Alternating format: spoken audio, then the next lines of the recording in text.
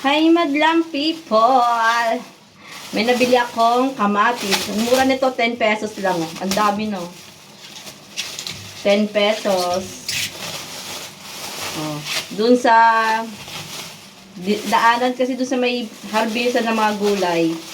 Napadaan kami, may nag-harvest ng mga gulay. Ito, 15 pesos lang, oh. 15 pesos.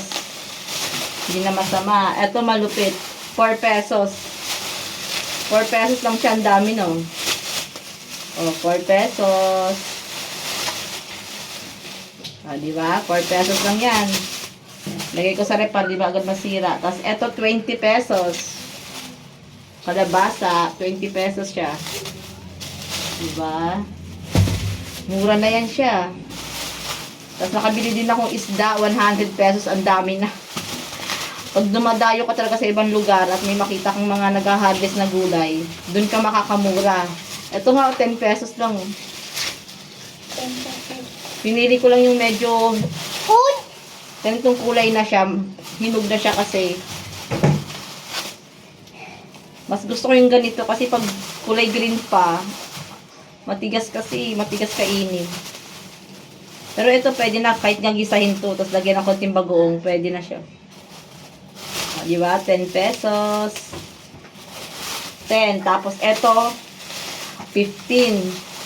25 plus ito 4 pesos, 29. As ito 20 pesos, 29 plus 20. Eh di 49. Nasa ano lang, nasa 50 pesos lang tong binili ko. Marami na.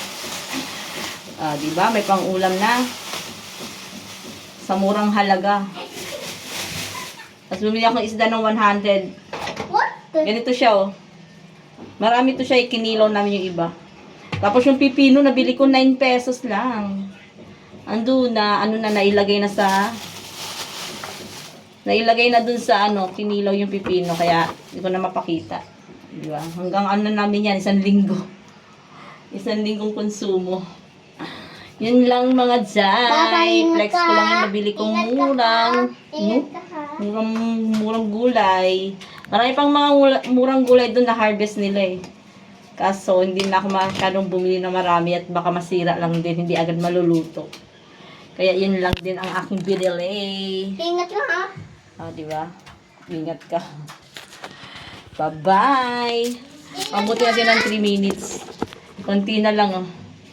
Pang-upload na. Bata. Alin? Movie up. Pwede bata. Oo, ikaw naman talaga yun.